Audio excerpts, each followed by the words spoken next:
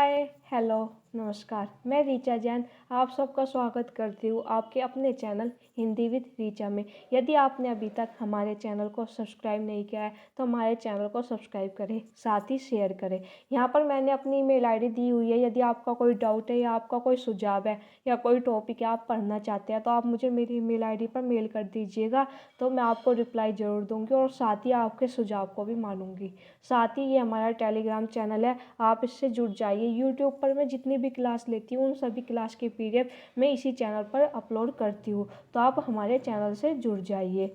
साथ ही अब हम बात कर लेते हैं अपने आज के टॉपिक की। हमारा आज का टॉपिक है शुक्ल प्रश्नोत्तरी सीरीज। टॉपिक है आदिकाल। ये मैंने सीरीज शुरू की है क्योंकि जैसा कि आप जानते हैं मैं आपको पढ़ा रही हूँ हिंदी साहित्य का इतिहास आचार्य रामचंद्र शुक्ल की बुक, और मैं आपको आदिकाल कंप्लीट करवा चुकी हूँ। तो इसीलिए मैंने आज उनके क्वेश्चन रखे हैं ताकि आपको पता चलता रहे कि एग्जाम में कैसे क्वेश्चन आए हैं। मैं आपको बता दूं मैंने यहाँ पर क्वेश्चन रखे और साथ ही मैंने जो अभी एनटीए नेट का एग्जाम हुआ है उसमें 2019 और 20 के जितने भी आदिकाल के क्वेश्चन आए हैं आचार्य रामचंद्र शुक्ल की बुक से वे सभी क्वेश्चन भी रखे हैं, ताकि आपको पता चले कि इस बुक से क्वेश्चन कैसे आ रहे हैं और ये बुक हमारे लिए कितनी ज़रूरी है। और मैं आपको बता दूं ये नहीं कि एनटीए नेट के एग्ज़ाम के लिए ही आपके लिए ये बुक इम्पोर्टेंट है। आपका पीजीटी और टीजीटी हो कोई भी एग्जाम हो इस बुक से क्वेश्चन आने ही है। अभी हमारा यूपी पीजीटी टीजीटी हुआ था उसमें भी काफ़ी क्वेश्चन इस बुक से आए थे। तो मैं आपको आदिकाल कंप्लीट करवा चुकी हूँ, तो इसीलिए आज मैंने आदिकाल के क्वेश्चन रखे हैं और मैं आपको भक्तिकाल भी पढ़ाना शुरू कर चुकी हूँ। तो जिन बच्चों ने क्लास नहीं देखी है वो जाकर क्लास ज़रूर देख ले। साथ ही मैं आपको बता देती हूँ मैंने अब तक कितनी क्लास ली है। मैंने आदिकाल पर आपकी 4 क्लास ली है और चारों ही इम्पोर्टेंट है, और मैंने शुक्ल की लाइन बाय लाइन आपको पढ़ाया है। मैंने उसमें कुछ भी नहीं छोड़ा कि कोई लाइन मैंने छोड़ दिया, क्योंकि ये बुक बड़ी इंपॉर्टेंट है। साथ ही इस बुक के नोट्स कैसे बनाए ये वीडियो भी मैं अपलोड कर चुकी हूँ, जिसने नहीं देखी अभी तक जाकर देख ले। अब हम शुरू करते हैं अपने आज की क्वेश्चन की सीरीज। सबसे पहले हमारा क्वेश्चन है, यह ग्रंथ न तो भाषा के इतिहास के और न साहित्य के इतिहास के जिज्ञासुओं के काम का है। यह कथन शुक्ल ने किस ग्रंथ के संदर्भ में कहा है? ए पृथ्वीराज रासो, बी हमीर रासो, सी बिशलदेव रासो, डी खुमान रासो। आप आंसर बताइएगा, और साथ ही अगर आपको ज़्यादा टाइम चाहिए तो आप वीडियो को पॉज कर लेना और आराम से क्वेश्चन सॉल्व करना। जल्दबाजी मत करना क्वेश्चन सॉल्व करने में। आइए आंसर देख लेते हैं। इसका आंसर हमारा होगा ए पृथ्वीराज रासो। मैं आपको बता दूं पृथ्वीराज रासो नेट के पाठ्यक्रम में भी लगा हुआ है, तो ये ज़्यादा इम्पोर्टेंट हो जाता है। जो भी रचना हमारे पाठ्यक्रम में लगी हुई है वो अपने आप ही इम्पोर्टेंट हो जाती है। तो आप याद रखिएगा आपको पृथ्वीराज रासो की लाइन बाय लाइन शुक्ल से पढ़नी है, कुछ भी नहीं छोड़ना है। आगे बढ़ते हम, अगला क्वेश्चन देखेंगे हम। आचार्य रामचंद्र शुक्ल के अनुसार वीर गाथाएं किन रूपों में मिलती है? एक प्रबंध काव्य के रूप में, 2 गीत काव्य के रूप में, 3 महाकाव्य के रूप में, 4 वीर गीतों बैलर्स के रूप में। आपको बताना है इन चारों में से कौन किन किन रूप में वीर गाथाएं मिलती है आचार्य रामचंद्र शुक्ल के अनुसार।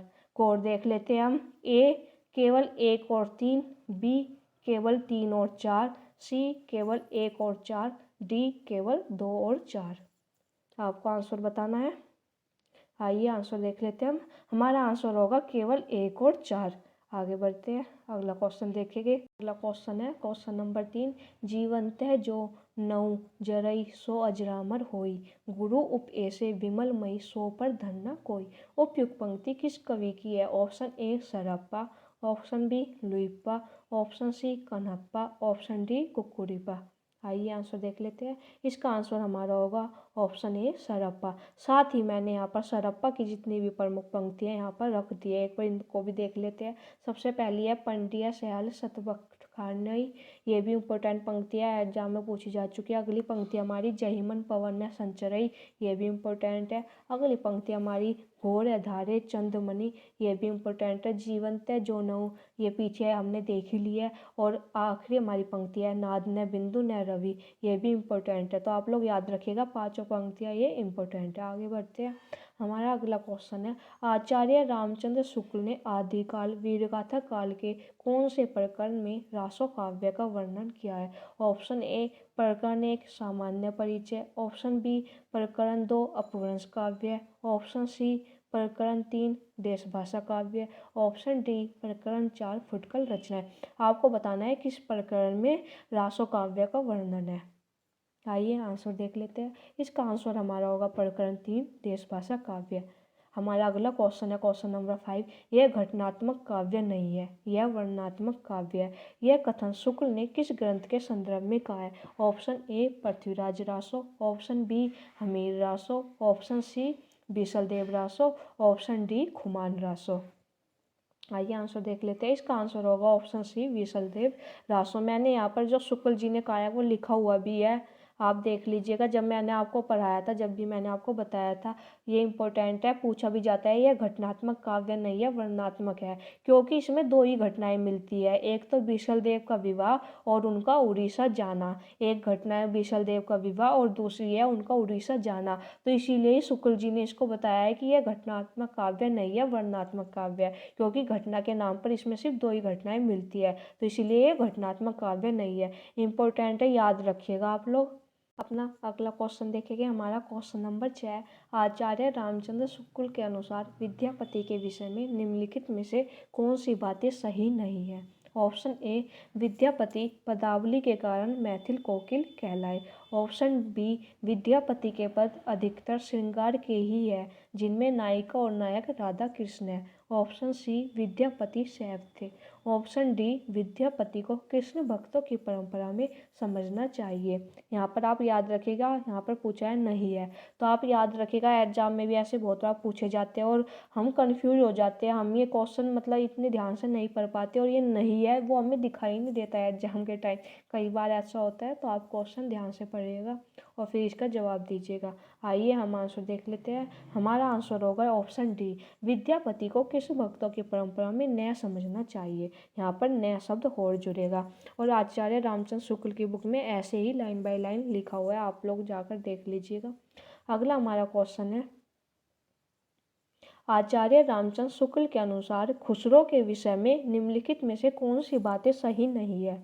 ऑप्शन ए पृथ्वीराज की मृत्यु के 80 वर्ष पीछे खुसरो ने संवत 1330 के आसपास रचना आरंभ की, ऑप्शन बी ये फारसी के बहुत अच्छे ग्रंथकार और अपने समय के नामी कवि थे, इनकी मृत्यु संवत 1381 में हुई, ऑप्शन सी ये बड़े ही विनोदी, मिलनसार और सहृदय थे, इसी से जनता की सब बातों में पूरा योग देना चाहते थे, ऑप्शन डी इनमें उक्ति व चित्रण की प्रधानता थी।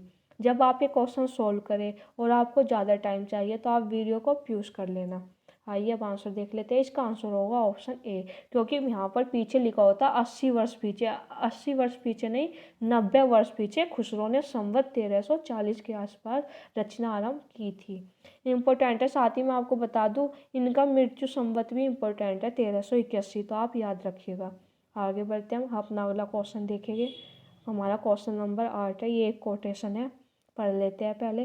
प्राकृत से बिगड़कर जो रूप बोलचाल की भाषा ने ग्रहण किया वह भी आगे चलकर कुछ पुराना पड़ गया और काव्य रचना के लिए रूढ़ हो गया। अपभ्रंश नाम उसी समय से चला। जब तक भाषा बोलचाल में थी तब तक वह भाषा या देश भाषा ही कहलाती रही। जब वह भी साहित्य की भाषा हो गई तब उसके लिए अपभ्रंश शब्द का व्यवहार होने लगा। शुक्ल का उपरोक्त कथन हिंदी साहित्य का इतिहास के आदिकाल के किस प्रकरण से है? ऑप्शन ए प्रकरण 1, ऑप्शन बी प्रकरण 2, ऑप्शन सी प्रकरण 3, ऑप्शन डी प्रकरण 4। आपको बताना है जो ये कोटेशन है ये इन चारों प्रकरण में से किस में से है। और मैं आपको बता दूं ऐसी ही एक कोटेशन पहले एग्जाम में पूछी जा चुकी है कि किस प्रकरण से वो है, मैंने आगे क्वेश्चन रखा हुआ है वो भी। तो आप लोग इसका आंसर बताइएगा। इसका आंसर होगा ऑप्शन बी प्रकरण 2। अब हम देखेंगे अपना अगला क्वेश्चन। हमारा अगला क्वेश्चन है क्वेश्चन नंबर 9। शुक्ल के अनुसार नरपति नालय द्वारा रचित बीसल देव रासो ग्रंथ के विषय में सही नहीं है। ऑप्शन ए इसमें 4 खंड है, ऑप्शन बी खंड 1 में बीसल देव और राजमती का विवाह होना है, ऑप्शन सी, यह काव्य 2000 चरणों में समाप्त हुआ है। ऑप्शन डी, खंड 3 में बीसल देव का राजमती से रूठकर उड़ीसा की ओर प्रस्थान करना है। आपको बताना इन चारों में से कौन सा सही नहीं है। तो आप लोग देखिएगा और आंसर सॉल्व कीजिएगा। हम इसका आंसर देख लेते हैं। इसका आंसर हमारा होगा ऑप्शन डी, क्योंकि खंड 3 की कहानी ये नहीं है, ये हमारी खंड 2 की कहानी है। आइए देख लेते हैं हम एक बार। यहाँ पर ये 4 खंड है। बीसल देव रासों में 4 खंड है। यह काव्य लगभग 2000 चरणों में समाप्त हुआ है। इसकी कथा का सार यो है। मैं आपको बता दूं, ये आचार्य रामचंद्र शुक्ल की बुक से लिया गया है, बस मैंने यहाँ पर टाइप कर कर रखा है। सेम ऐसे ही बुक में लिखा हुआ है। हम इनकी चारों खंड की कहानी देख लेते हैं, क्योंकि इम्पोर्टेंट है। खंड 1 में तो है राजमती और बीसल देव का विवाह होना। खंड 2 में है राजमती से रूठकर बीसल देव का उड़ीसा की ओर प्रस्थान करना। और खंड 3 में है राजमती का वीर्य वर्णन। मैं आपको बता दूं, सबसे ज़्यादा हमारा इम्पोर्टेंट होता है खंड 3। पूछा जाता है राजमती का वीर्य वर्णन किस खंड में है, तो याद रखिएगा खंड 3 में। और खंड 4 की कहानी क्या है? भोज का अपनी पुत्री को अपने घर लिवा ले जाना तथा बीसल देव का वहाँ जाकर राजमती को फिर चित्तौड़ लाना, यानी हैप्पी एंडिंग। तो आप याद रखिएगा 4 खंड है बीसल देव रासों में, और किस खंड में क्या कहानी है वो भी आपको याद होनी चाहिए। आगे बढ़ते हैं, हम अपना अगला क्वेश्चन देखेंगे। भरत मुनि ने अपभ्रंश नाम न देकर लोक भाषा को क्या कहा है? यानी भरत मुनि ने जो अपभ्रंश नाम ना देकर लोक भाषा को क्या कहा है? ऑप्शन ए लोक भाषा, ऑप्शन बी देश भाषा, ऑप्शन सी ए और बी दोनों, ऑप्शन डी इनमें से कोई नहीं। तो आपको आंसर बताना है इसका। हम आंसर देख लेते हैं। इसका आंसर होगा ऑप्शन बी देश भाषा। भरत मुनि ने अपभ्रंश नाम न देकर लोक भाषा को क्या कहा है? देश भाषा। हम अपना अगला क्वेश्चन देखेंगे। हमारा अगला क्वेश्चन है, पुष्पदंत द्वारा रचित जसहर चरियु का अन्य नाम क्या है? ऑप्शन ए आदि पुराण, ऑप्शन बी उत्तर पुराण, ऑप्शन सी यशधर चरित्र, ऑप्शन डी इनमें से कोई नहीं। आइए आंसर देख लेते हैं। इसका आंसर होगा ऑप्शन सी यशधर चरित्र। ये भी मैंने आपको शुक्ल की बुक है वहाँ से लिया हुआ है, टाइप किया हुआ है। आइए देख लेते हैं। जो योगसार है वो किसकी रचना है? जयंतु की। और पुष्पदंत की 4 रचनाएं हैं और इम्पोर्टेंट है, एग्जाम में कौन सी थी नहीं है ऐसे कर कर क्वेश्चन आता है। और सबसे इम्पोर्टेंट है इसका अन्य नाम, क्योंकि ये अभी तक क्वेश्चन आया नहीं है।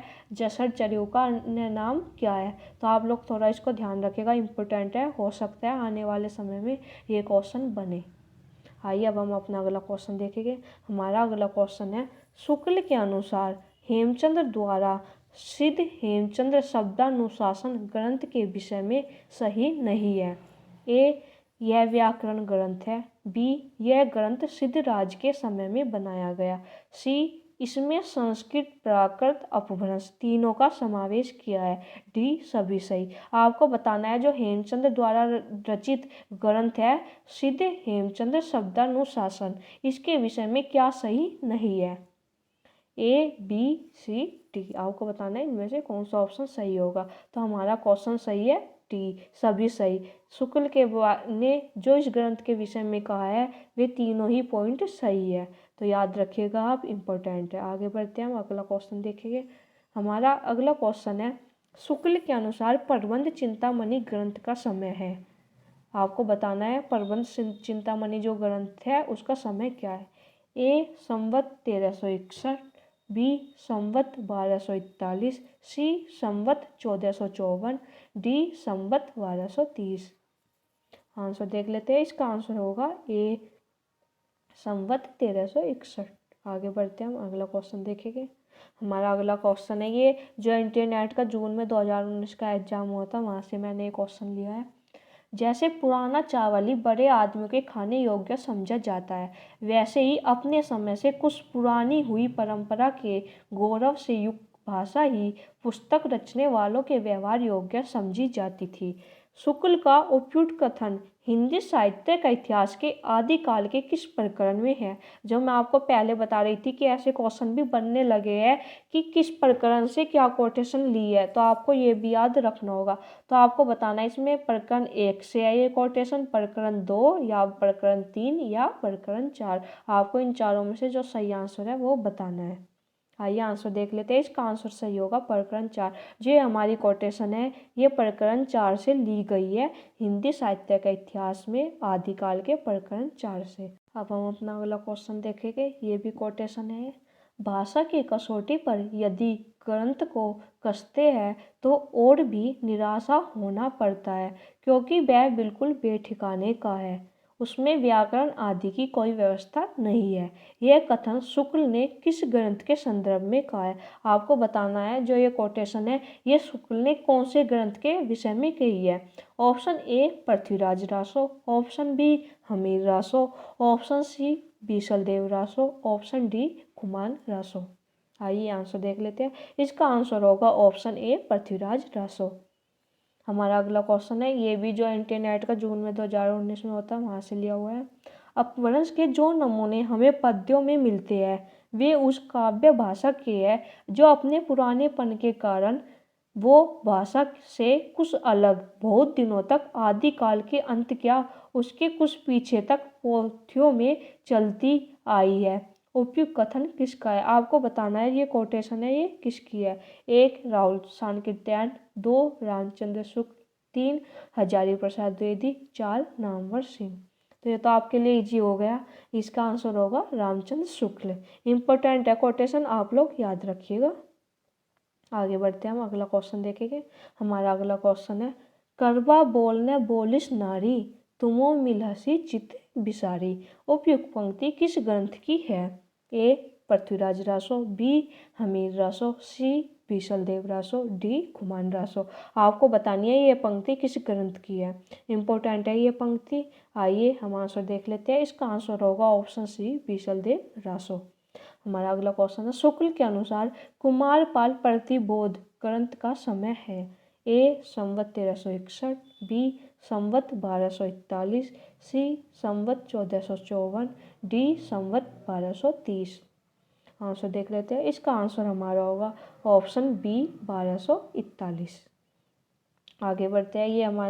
ये भी एक पंक्ति है, आपको बतानी है किस ग्रंथ की है। ढम ढमई ढम ढम कार, ढंकर ढोल ढोली जंगिया।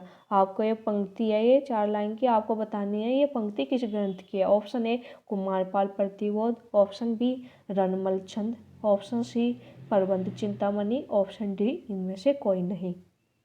आइए आंसर देख लेते हैं। इसका आंसर होगा ऑप्शन बी रणमल छंद। यहाँ पर मैंने रणमल छंद जो रचना है उसका समय भी लिख दिया है क्योंकि इम्पोर्टेंट है। आगे बढ़ते हैं, अगला क्वेश्चन देखेंगे। हमारा अगला क्वेश्चन है। आचार्य रामचंद्र शुक्ल के अनुसार सारंगधर के विषय में निम्नलिखित में से कौन सी बातें सही नहीं है? ऑप्शन ए ये अच्छे आचार्य भी है, ऑप्शन बी ये अच्छे कवि और सूत्रकार भी है, ऑप्शन सी इनका आयुर्वेद का ग्रंथ तो प्रसिद्ध ही है, ऑप्शन डी इनमें से सभी सही। आपको बताना है इनमें से कौन सी बात सही नहीं है। आपको इन चारों में से बताना है। आइए आंसर देख लेते हैं। इसका आंसर होगा ऑप्शन ए ये अच्छे आचार्य भी है। ये गलत है हमारा। आगे बढ़ते हैं, अगला क्वेश्चन है। आचार्य रामचंद्र शुक्ल के ने आदिकाल को कितने प्रकरण में विभाजित किया है? वेरी इजी क्वेश्चन है ये। ए 4 प्रकरण में विभाजित, बी 5 प्रकरण में विभाजित, सी 7 प्रकरण में विभाजित, डी 3 प्रकरण में विभाजित। आइए आंसर देख लेते हैं। इसका आंसर होगा ए 4 प्रकरण में विभाजित। साथ ही मैंने यहाँ पर चारों प्रकरण के नाम रखे हैं, वे तो आपको याद ही हो गए होंगे क्योंकि पीछे भी क्वेश्चन पूछा जा चुका है। इसका जो इम्पोर्टेंट है आपको इसका समय याद रखना चाहिए। और एक क्वेश्चन ये भी आता है कि आदिकाल को वीरगाथा काल किसने कहा है? तो याद रखिएगा आचार्य रामचंद्र शुक्ल ने। और ये समय आपको खास तौर पर याद रखना है 1050 से 1375 तक। आगे बढ़ते हैं, हमारी अगली पंक्ति है। 12 से 72 मजारी, जैठवदी नवमी बुधवारी। उपयुक्त पंक्ति किस ग्रंथ के निर्माण काल की है? ए पृथ्वीराज रासो, बी हमीर रासो, सी बीसलदेव रासो, डी कुमान रासो। आपको बतानी है ये किस ग्रंथ के निर्माण काल की पंक्ति है। आइए आंसर देख लेते हैं। इसका आंसर होगा ऑप्शन सी बीसलदेव रासो। यहाँ पर मैंने बीसलदेव रासो के बारे में जो महत्वपूर्ण बातें हैं वे लिखी हुई है। और ये स्रोत है आचार्य रामचंद्र शुक्ल हिंदी साहित्य का इतिहास जो बुक है वहाँ से। आप सबसे पहले हम एक बार पढ़ लेते हैं, हमारा रिवीजन हो जाएगा। नरपति नालय कवि विग्रहराज चतुर्थ उपनाम बीसल देव का समकालीन था। आप याद रखिएगा, जो बीसल देव है इसका नाम है विग्रहराज चतुर्थ। चतुर्थ ज़्यादा याद रखिएगा, हो सकता है एग्जाम में पूछ ले कि बीसल देव का जो नाम है वो विग्रहराज प्रथम द्वितीय तृतीय ऐसे करके दे दे, तो कंफ्यूज मत होइएगा, याद रखिएगा चतुर्थ। और इसमें एक फिर दूसरी बात याद रखने की है, ये वीर गीत के रूप में है और ग्रंथ के निर्माण काल में ये पंक्तियाँ तो बहुत पूछी जाती है, इंपॉर्टेंट है, याद रखिएगा। आगे बढ़ते हैं।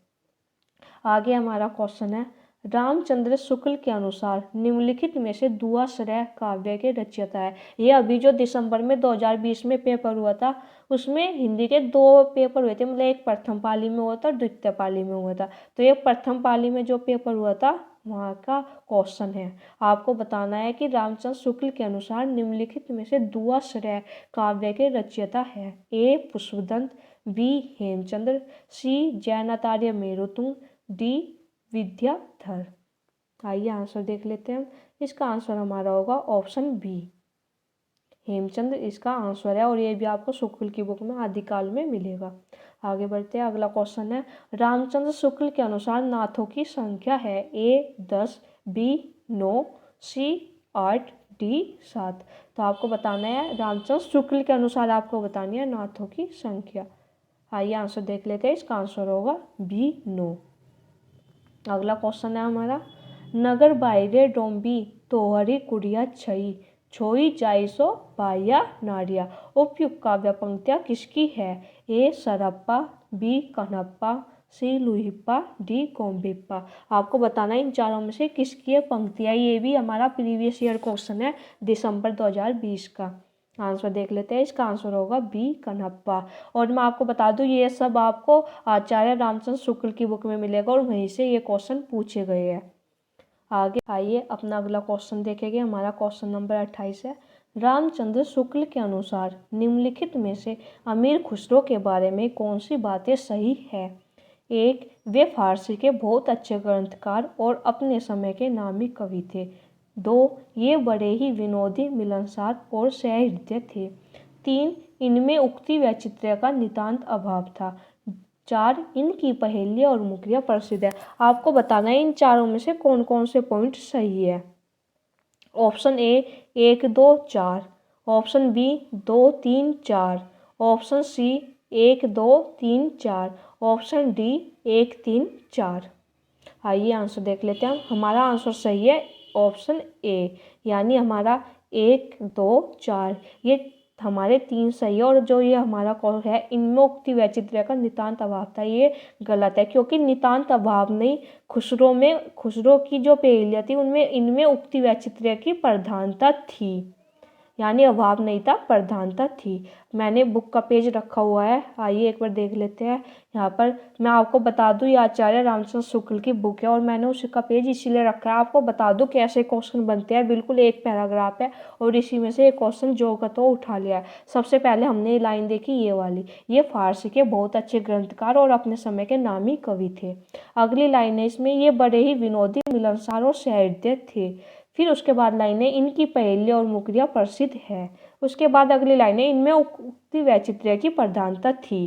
देख लिया आपने कितना माइनर अंतर किया है एग्जाम में, बस यहाँ पर नितांत अभाव लिख दिया प्रधानता की जगह, और सब सेम है। तो आप याद रखिएगा और आप ध्यान रखिएगा, जो अमीर खुसरो है एग्जाम में क्वेश्चन हर साल आता ही है, कभी किसी पैराग्राफ में से जो का तो उठा लेगा, कभी किसी पैराग्राफ में से, और 1 या 2 पेज में है आचार्य रामचंद्र शुक्ल का अमीर खुसरो के बारे में, तो ये आपको दोनों पेज बड़े अच्छे से तैयार कर लेने हैं।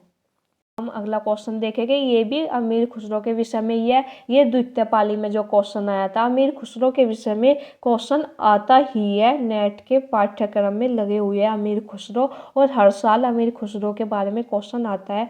आचार्य रामचंद्र शुक्ल ने 2 पेज अमीर खुसरो के विषय में, वह आपको बड़े अच्छे से तैयार कर लेने हैं, मैंने आपको पढ़ाया हुआ भी है, चाहे तो आप वो वीडियो देख लीजिएगा।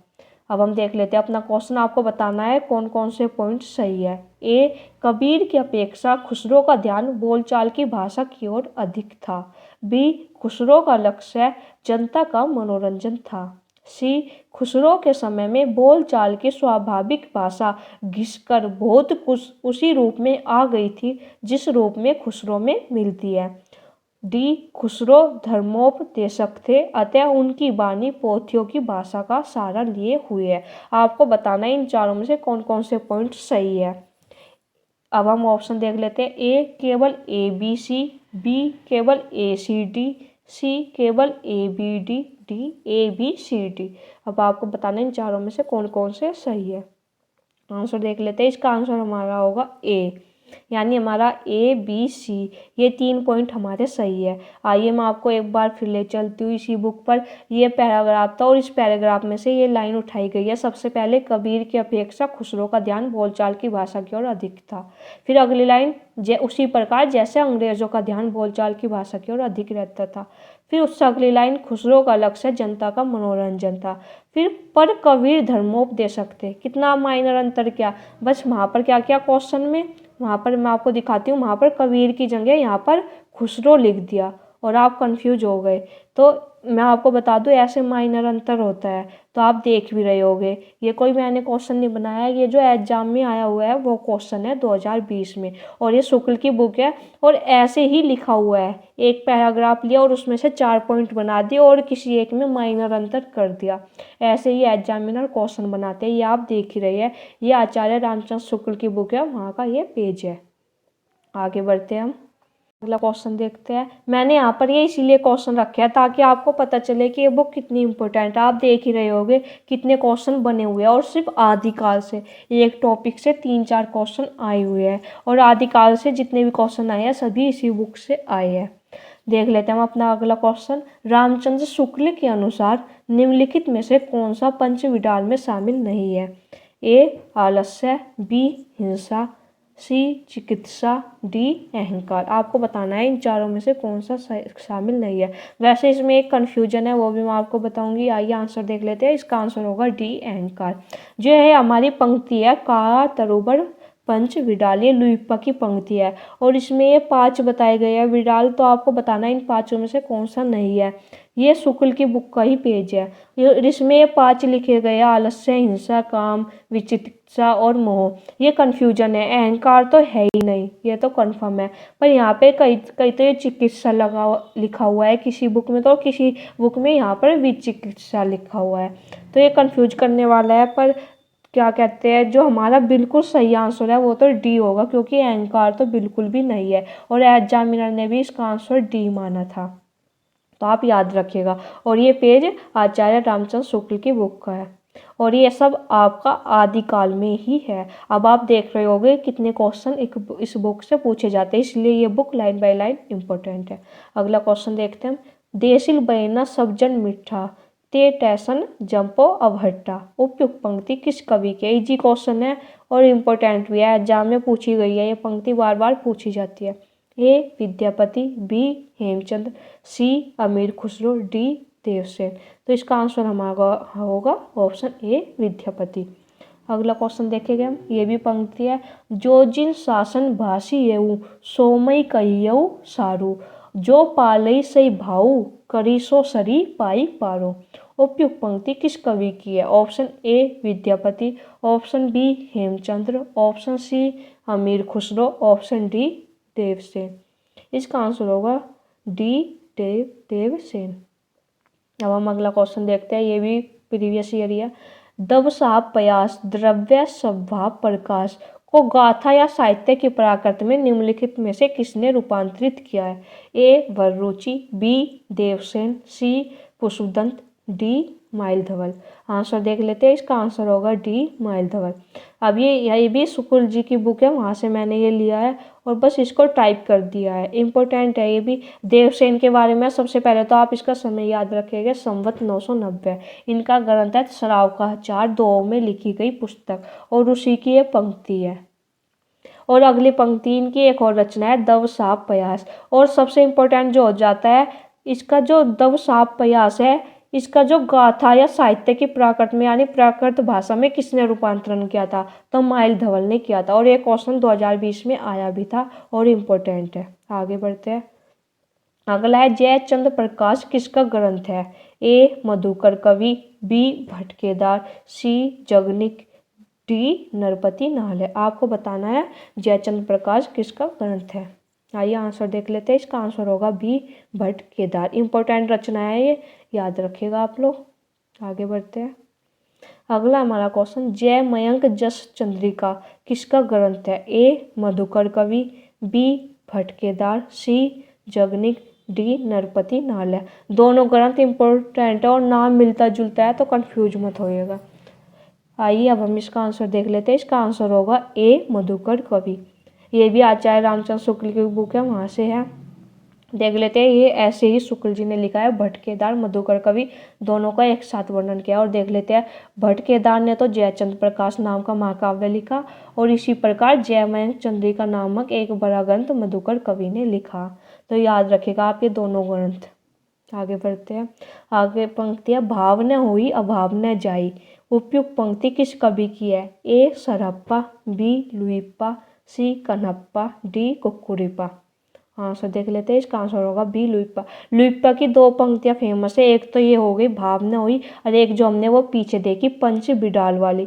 दोनों पंक्ति इंपॉर्टेंट है और एग्जाम में फेरबदल कर कर पूछी जाती ही है। आगे हम अगला क्वेश्चन देख लेते हैं। क्वेश्चन है हमारा 37। अपभ्रंश या प्राकृताभास हिंदी के पद्यों का सबसे पुराना पता तांत्रिक और योगमार्गी बौद्धों की सांप्रदायिक रचनाओं के भीतर विक्रम की 7वीं शताब्दी के अंतिम चरण में लगता है। ये कथन किस आलोचक का है? ए श्याम सुंदर दास, बी रामचंद्र शुक्ल, सी हजारी प्रसाद द्विवेदी, डी रामविलास शर्मा। आपको ये कोटेशन बतानी है। तो अभी मैंने यहाँ पर जितने भी क्वेश्चन रखे हैं वे सब रामचंद्र शुक्ल की बुक से रखे हैं, तो इसका आंसर होगा बी रामचंद्र शुक्ल और ये कोटेशन इंपॉर्टेंट है। आगे अगला क्वेश्चन देखते हैं हम। 12 बरिस ले कुकर जिए ओ 13 ले जिए सियार। आपको ये पंक्ति बतानी है। उपयुक्त पंक्ति किस कवि की है? ए मधुकर, बी भटकेदार, सी जगनिक, डी नरपति नाल है। आंसर बताइएगा और ये क्वेश्चन सॉल्व जरूर कीजिएगा, बड़े अच्छे क्वेश्चन है। आंसर देख लेते हैं हम। इसका आंसर होगा हमारा ऑप्शन सी जगनिक। अगला क्वेश्चन हम देखेंगे। अगला क्वेश्चन हमारा बज्य घोर निशान रान चौहान चहो दिस। उपयुक्त पंक्ति किस ग्रंथ की है? ए पृथ्वीराज रासो, बी हमीर रासो, सी बीसल देव रासो, डी खुमान रासो। आपको बतानी है पंक्ति किस ग्रंथ की। और मैं आपको बता दूं जितनी भी पंक्ति मैंने यहाँ पर रखी है सभी इंपॉर्टेंट है, इसलिए ही मैंने ये रखी हुई है। अब इसका आंसर देख लेते हैं। इसका आंसर होगा ए पृथ्वीराज रासो। अब हमारा अगला क्वेश्चन है क्वेश्चन नंबर 40। जिमी लोन बिलज्जई पानी है तिमी धरिनी लई चित। उपयुक्त पंक्ति किस कवि की है? ए सरहप्पा, बी विद्यापति, सी कन्हप्पा, डी कुक्कुरिप्पा। आपको बताना है पंक्ति किस कवि की है। आइए आंसर देख लेते हैं। इसका आंसर होगा सी कन्हप्पा। अब हम अगले क्वेश्चन की तरफ बढ़ते हैं। एक थाल मोती से भरा सबके सिर पर औंधा धरा, चारों ओर वे थाली फिरे मोती उससे एक न गिरे। अमीर खुसरो की उपयुक्त पहेली से अभिप्राय है। आपको मैं बता दूं ये अमीर खुसरो की पहेली है। आपको बताना है इसका आंसर क्या होगा। ए पायजामा, बी आकाश, सी दिया बत्ती, डी कुआं। आंसर देख लेते हैं हम। इसका आंसर होगा बी आकाश। आचार्य रामचंद्र शुक्ल की बुक में जितनी भी यहाँ पर पहेलियाँ रखी हुई थी खुसरो की वो मैंने सब रखी हुई है और सभी इम्पोर्टेंट है, देख लीजिएगा आप लोग। आगे बढ़ते हैं। आगे पंक्ति है जई सो ने आवई दुई घरु काई एगो मुहु तुज्जू। उपयुक्त पंक्ति किस कवि की है? ए विद्यापति, बी हेमचंद्र, सी अमीर खुसरो, डी देवसेन। आपको बतानी है पंक्ति किस कवि की है। आंसर देख लेते हैं। ये है बी हेमचंद्र। हेमचंद्र की जितनी पंक्ति थी वे सब मैंने रखी हुई है। 4 पंक्तियाँ, चारों इंपोर्टेंट। भला हुआ जो मारिया ना जाने कितनी बार एग्जाम में पूछी जा चुकी है। जय सोने आवई इंपॉर्टेंट है। उसके बाद है जे महुदिना, ये इतनी इम्पोर्टेंट नहीं है पर जब ये 3 पंक्ति पूछी जा चुके हैं हो सकता है अगली बार यही पूछ ली जाए तो इसको छोड़ना मत। और पी एस संगमी कहूँ ये वाली तो ना जाने कितनी बार पूछी जा चुकी है। इसमें 2 पंक्ति इंपॉर्टेंट है, एक तो पी एस संगमी वाली और एक ये पहले भला हुआ जो मेरे, मतलब ये 2 पंक्तियाँ ऐसी है जो एग्जाम में बहुत बार पूछी जा चुकी है। और जो ये बाकी 2 पंक्तियाँ ये इसलिए इम्पोर्टेंट हो जाती है क्योंकि जब वे दोनों पूछी जा चुकी है तो आने वाले समय में ये भी पूछी जाएगी। अब हम अपना अगला क्वेश्चन देखते हैं। हमारा अगला क्वेश्चन है, ये भी इम्पोर्टेंट है और एग्जाम में पूछा जा चुका है। आध्यात्मिक रंग के चश्मे आजकल बहुत सस्ते हो गए हैं। उन्हें चढ़ाकर जैसे कुछ लोगों ने गीत गोविंद के पदों को आध्यात्मिक संकेत बताया है, वैसे ही विद्यापति के इन पदों को भी। यह कथन शुक्ल ने किस कवि के संदर्भ में कहा है? ए विद्यापति, बी हेमचंद, सी अमीर खुसरो, डी देवसेन। तो ये तो आपको आइडिया भी हो गया होगा। आइए आंसर देख लेते हैं। इसका आंसर होगा ए विद्यापति। आगे बढ़ते हैं। हमारा अगला क्वेश्चन है, आचार्य रामचंद्र शुक्ल के अनुसार पृथ्वीराज रासो के विषय में निम्नलिखित में से कौन सी बातें सही नहीं है? ए पृथ्वीराज रासो 2500 का बहुत बड़ा ग्रंथ है जिसमें 69 समय सर्ग की अध्याय है। ऑप्शन बी, पृथ्वीराज रासो में आबू की यज्ञ कुंड से 5 क्षत्रिय कुलों की उत्पत्ति तथा चौहानों के अजमेर में राजस्थान से लेकर पृथ्वीराज के पकड़े जाने तक का सविस्तार वर्णन है। ऑप्शन सी, इसमें मुख्य छंद है कवित, दुआ, तोमर, त्रोटक, कहा, आर्या। डी, पृथ्वीराज रासो हिंदी का प्रथम महाकाव्य है। आपको बताना है इन चारों में से कौन सा सही नहीं है। आइए आंसर देख लेते हैं। आंसर होगा बी, क्योंकि मैंने पीछे लिखा होता 5 क्षत्रिय कुलों की, 5 नहीं, यहाँ पर हमारा आंसर है बी और इसमें क्या है 4। यहाँ पर 4 क्षत्रिय कुलों की उत्पत्ति तथा चौहान के अजमेर में राजस्थान से लेकर पृथ्वीराज के पकड़े जाने तक का सविस्तार वर्णन है। तो ये याद रखेगा, बिल्कुल माइनर अंतर है, कंफ्यूज मत होइएगा। आगे बढ़ते हैं। आगे हमारा क्वेश्चन नंबर 45 है, जब से प्राकृत बोलचाल की भाषा न रह गई तभी से अपभ्रंश साहित्य का आविर्भाव समझना चाहिए। पहले जैसे गाथा या गहा कहने से प्राकृत का बोध होता था, वैसे ही पीछे दोहा या दुहा कहने से अपभ्रंश या लोक प्रचलित काव्य भाषा का बोध होने लगा। प्रस्तुत पंक्ति किस आलोचक की है? ए रामस्वरूप चतुर्वेदी, बी रामचंद्र शुक्ल, सी बच्चन सिंह। इनमें से कोई नहीं। आंसर देख लेते हैं हम। आंसर है हमारा ऑप्शन बी रामचंद्र शुक्ल।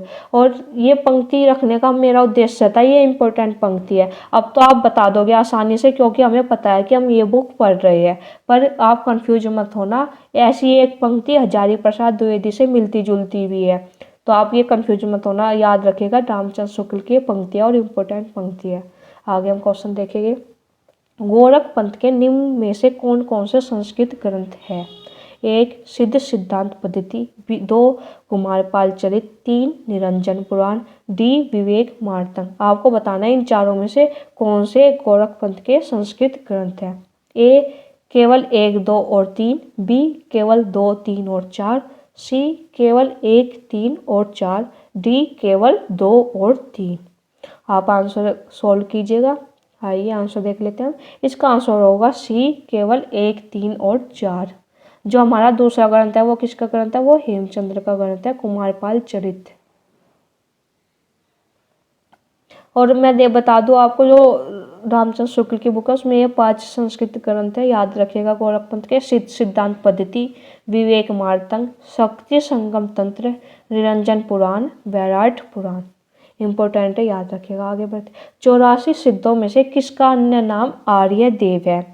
आपको बताना है जो हमारे 84 सिद्ध हुए उसमें जैसे कोई हुआ तो उसका अन्य नाम एक का आर्यदेव है। आपको बताना है किसका नाम आर्यदेव है। ए सबरीपा, बी कनरिपा, सी विरूपा, डी सरप्पा। आंसर देख लेते हैं। इसका हमारा आंसर होगा ऑप्शन बी कनरिपा। अगला क्वेश्चन देखते हैं हम। क्वेश्चन नंबर 48, 84 सिद्धों में से 3 योगिनी है, निम्न में से कौन सिद्ध योगिनी नहीं है? ए मणिभद्रपा, बी अनंगपा, सी कनखलपा, डी लक्ष्मीकला। ये क्वेश्चन मैंने आपको पहले भी करवाया हुआ है, अगर आपके ध्यान होगा या आपने देखा होगा तो आपको इसका आंसर पता होगा। आइए आंसर देख लेते हैं। इसका आंसर होगा बी अनंगपा, क्योंकि वो योगिनी नहीं योगी है। यहाँ पर मैंने शुक्ल जी का बुक कई पेज रखा है, इन्होंने 84 सिद्धों के नाम दिया है। अब आप 84 के 84 तो किसी के याद नहीं रहते, पर आपको जो इसमें 3 योगिनियाँ उनका नाम याद रखना ही होगा, क्योंकि एग्जाम में पूछा जाता है कौन सी योगिनी है और कौन नहीं है। तो याद रखिएगा मणिभद्रपा, कनकलपा, लक्ष्मीकला, ये तीनों योगिनियाँ इंपॉर्टेंट है, याद रखिएगा।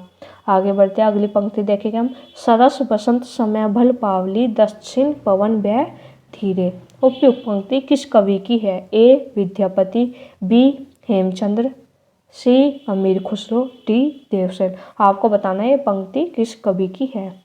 आइए आंसर देख लेते हैं। इसका आंसर होगा ए विद्यापति। हम अपना अगला क्वेश्चन देखेंगे। क्वेश्चन नंबर 50 इंपॉर्टेंट है। ये पंक्ति बार बार पूछी भी जाती है एग्जाम में। जी हाल मिस्की मकुन, तगाफुल दुराया नैना बनाए बतिया। उपयुक्त पंक्ति किस कवि की है? ए विद्यापति, बी हेमचंद्र, सी अमीर खुसरो, डी देवसेन। आइए देख लेते हैं। ये पंक्ति है अमीर खुसरो की। ये हमारे आज के 50 क्वेश्चन हुए। उम्मीद है आपको पसंद आए होंगे। और अगर आपका कोई सुझाव है तो आप मुझे बता दीजिएगा। ऐसे ही मैं आपको टॉपिक वाइज ये बुक कंप्लीट करवाऊंगी। साथ ही मैं आपको क्वेश्चन भी करवाऊंगी और साथ प्रीवियस ईयर क्वेश्चन भी रखूंगी, ताकि आपको पता चलता रहे कि पेपर में बुक से कैसे क्वेश्चन बनते हैं। अब मैं आपको बता दूं, हमारा भक्ति काल पढ़ना शुरू हो गया। प्रकरण 1 सामान्य परिचय मैं आपको करवा चुकी हूँ। कल को हम पढ़ेंगे प्रकरण 2 निर्गुण धारा प्रेम मार्ग शाखा का संत काव्य हम कल पढ़ेंगे। ऐसे हम धीरे धीरे अपनी ये बुक कंप्लीट करते हुए चलेंगे। यदि आपको मेरी वीडियो पसंद आई है तो मेरे चैनल को लाइक, सब्सक्राइब, शेयर कीजिएगा। साथ ही आपका कोई सुझाव है तो आप मुझे बता दीजिएगा। धन्यवाद।